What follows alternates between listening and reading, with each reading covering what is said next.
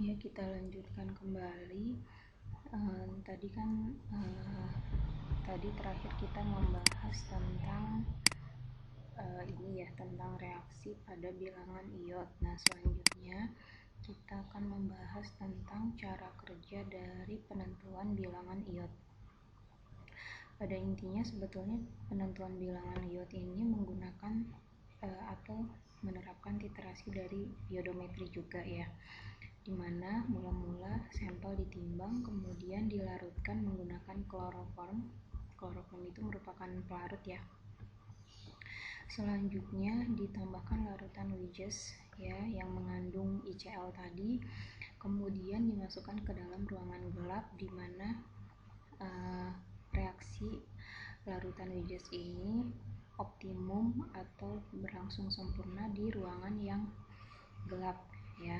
Selanjutnya ditambahkan KI dan menggunakan juga air bebas O2. Tujuannya sama seperti pada penentuan bilangan peroksida, jadi tidak perlu dijelaskan kembali ya. Selanjutnya dititar dengan natrium tiosulfat, ditambahkan indikator kanji. Jadi ketika dititar menggunakan natrium tiosulfat itu belum ditambahkan indikator ya. Nah, menjelang TA baru ditambahkan indikator lalu dititar dengan natrium tiosulfat kembali hingga diperoleh titik akhir yang tidak berwarna. Nah, dikerjakan juga blanko karena titrasi tidak langsung ya. Selanjutnya, nah ini perhitungannya hampir mirip ya, hampir mirip dengan bilangan peroksida, hanya beda di BST-nya aja. Tadi kan menggunakan BST dari peroksida, nah ini BST dari iot yaitu 127. Nah, bilangan iot ini juga dapat diartikan dari jumlah gram I2 dalam 100 gram minyak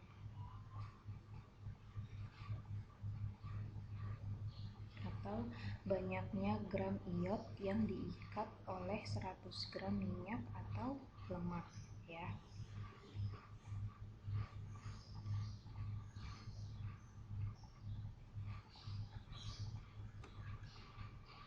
Tadi kan kita menggunakan larutan Wiggs ya.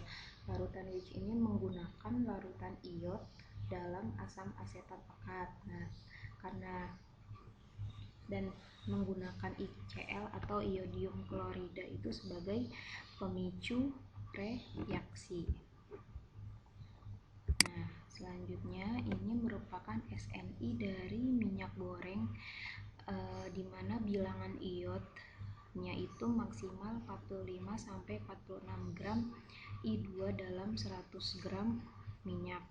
Jadi semakin tinggi bilangan iot, maka semakin banyak asam lemak atau asam lemak tidak jenuh atau lemak atau minyak yang mengandung asam lemak tidak jenuhnya itu tinggi. Kalau misalnya perlu kalian ketahui bahwa sebetulnya lemak atau minyak itu kan terbagi menjadi dua ya, lemak jenuh dan lemak tidak jenuh. Nah, lemak tidak jenuh itu baik untuk kesehatan ya, sedangkan lemak tidak jenuh itu baik untuk kesehatan, sedangkan lemak jenuh itu dapat menimbulkan berbagai macam penyakit, maksudnya tidak baik gitu, tidak baik bagi kesehatan karena lemak jenuh ini pemicu berbagai penyakit, salah satunya kolesterol. Kalau misalnya dikonsumsi terlalu banyak ya. Kalau lemak tak jenuh lebih baik bagi tubuh ya, tidak terlalu berbahaya lah bagi tubuh itu. Selanjutnya, nah ini hal-hal yang dapat menyebabkan kesalahan pada praktikum. Yang pertama, larutan tidak disimpan pada tempat gelap sehingga bilangan iotnya rusak ya. Jadi tadi harus disimpan pada kondisi yang gelap ketika ditambahkan larutan Wiggs ya. Nah, kemudian airnya itu harus bebas O2 Kalau misalnya tidak bebas O2, ikatan tangkap teroksidasi dan rusak. Karena kan kita sebetulnya kan ibaratnya kita ingin menghitung, ingin mengetahui seberapa banyak ikatan rangkap yang ada pada si lemak atau minyak ini. Nah, kalau misalnya masih ada O2, khawatirnya O2 ini akan mengoksidasi atau dia akan merusak ikatan rangkap, sehingga akan terjadi proses redoks di situ ya, sehingga ikatan rangkapnya tidak terhitung atau tidak dapat bereaksi sempurna dengan si ICL tersebut gitu.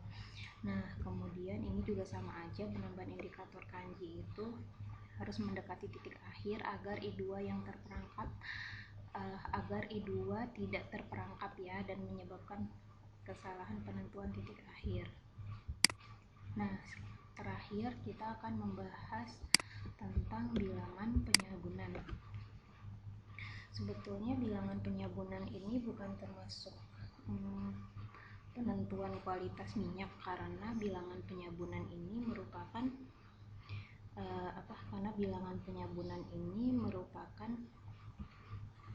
penentuan hanya untuk menentukan berat molekul dari minyak dan lemak secara kasar gitu.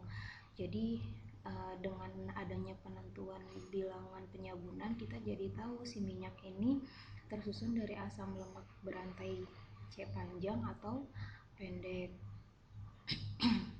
Dari bilangan penyabunan ini kita jadi tahu nih, ada yang berat molekulnya ada berat molekulnya kecil atau berat molekulnya yang besar.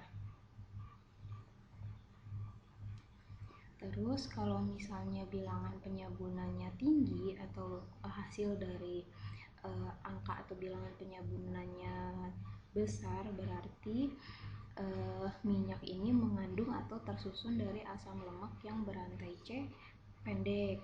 Nah, kalau misalnya rantai C-nya pendek, berarti berat molekulnya BM-nya itu kecil. Jadi gini, sederhananya kalau misalnya bilangan penyabunannya tinggi, maka berat molekul si minyaknya itu rendah atau kecil. Nah, sebaliknya kalau bilangan penyabunannya rendah, maka si minyaknya itu mengandung asam lemak yang berantai C panjang gitu ya. Angka penyabunan atau bilangan penyabunan ini juga dinyatakan sebagai banyaknya miligram KOH yang dibutuhkan untuk menyabunkan 1 gram lemak atau minyak. Nah, fungsi dari si bilangan penyabunan ini adalah yaitu salah satunya karena untuk mengetahui berat molekul dari si asam lemak yang terkandung dalam minyak atau lemak. Dari situ nanti kita dapat menentukan sifat fisika dan sifat kimianya gitu ya. Jadi ini bukan pengujian kualitas seperti 3 bilangan sebelumnya yang sudah dijelaskan, tetapi ini hanya jadi tujuan untuk si bilangan penyabunan itu hanya untuk mengetahui BM-nya saja atau berat molekulnya saja. Nah, kita masuk ke dasarnya. Minyak disabunkan dengan KOH menghasilkan gliserol dan sabun. Jadi kalau untuk pembuatan sabun itu menggunakan reaksi ini gitu ya. Nah, kelebihan KOH dititar dengan HCl menggunakan indikator PP dengan TA merah muda seulas. Untuk mengetahui jumlah KOH alkohol yang bereaksi dengan minyak dilakukan blanko. Kita langsung masuk reaksi aja. Ini minyak jika direaksikan dengan basa kuat maka akan terbentuk sabun ini ya, sabun ini dan akan terbentuk gliserol ya. Kemudian KOH ini kelebihan KOH karena basa yang ditambahkan itu berlebih, maka kelebihan KOH ini direaksikan dengan HCl akan membentuk HCl dan H2O gitu ya. Nah, kita langsung masuk cara kerjanya aja. Cara kerjanya pertama-tama ditimbang si 2 gram sampel minyak, kemudian ditambahkan KOH alkohol ya. KOH di sini sebagai agen bereaksi untuk menyabunkan si lemak atau si minyak ini ya, si minyak. Kemudian maksudnya KOH alkohol ini KOH yang dilarutkan di dalam alkohol, karena alkohol ini larut dalam minyak ya. Selanjutnya direflux selama 30 menit untuk menyempurnakan reaksi penyabunan. Jadi reaksi penyabunan itu sempurna jika dilakukan pada suhu yang tinggi ya. Nah, di sini fungsi dari alkohol ini adalah sebagai pelarut asam lemak dari hasil hidrolisis agar mempermudah reaksi dengan basa sehingga membentuk sabun. Jadi dia sebagai pelarut asam lemak ya, si alkohol ini. Oke, selanjutnya, nah ini hanya titrasi asam basa aja, ditambahkan indikator PP dan dititrar dengan menggunakan HCl hingga Ta tidak berwarna. Perhitungannya, nah ini hampir sama ya, hampir sama dengan perhitungan pada bilangan iod ataupun peroksida ya, dimana volume blanko dikurangi volume penitrat dikali NP dikali BSD-KOH dikali 100 per gram sampel. Nah, bilangan penyabunan itu juga dapat dinyatakan sebagai banyaknya miligram KOH dalam 1 gram atau yang dibutuhkan untuk menyabunkan 1 gram minyak atau lemak ya. Nah, ini merupakan SNI dengan parameter bilangan penyabunan. Standar maksimalnya itu 253 sampai 263 mg KOH per gram minyak. Jadi ulangi lagi, kalau misalnya bilangan penyabunannya tinggi, berarti bobot molekul si minyaknya tersebut rendah. Maksudnya rendah itu berarti memiliki atau tersusun asam lemak yang berantai C pendek. Nah, sebaliknya kalau bilangan penyabunannya rendah, maka si lemak itu memiliki bobot molekul yang tinggi, sehingga asam lemak berantai C atau berantai karbon yang tersusun di dalamnya itu berantai karbon yang besar ya, panjang gitu. Nah, ini merupakan titik kritis dari penentuan bilangan penyabunan. Kesalahan-kesalahan yang dapat terjadi bisa karena proses penyabunan yang kurang sempurna, entah karena dari proses refluksnya yang tidak optimum dan lain sebagainya ya. Nah, ini refluks api, pada saat merefluks itu api yang digunakan terlalu besar, bisa jadi sehingga alkoholnya menguap. Itu kan alkohol salah satu zat atau bahan yang mudah menguap ya. Nah, yang ketiga, proses hidrolisis yang kurang sempurna, itu bisa jadi juga. Nah, kemudian bisa jadi karena kesalahan pengamatan TA atau titik akhir. Oke, sekian pembahasan pada hari ini. Mohon maaf videonya terpotong-potong ya. Semoga kalian paham. Nah, sebetulnya untuk pembahasan mengenai bilangan asam, peroksida, iod, dan penyabunan ini banyak sekali materinya di Google dan di YouTube. Kalian bisa baca, kalian bisa tonton video-video yang selain yang Ibu berikan di Elbas. Banyak sekali itu untuk menambah pengetahuan kalian.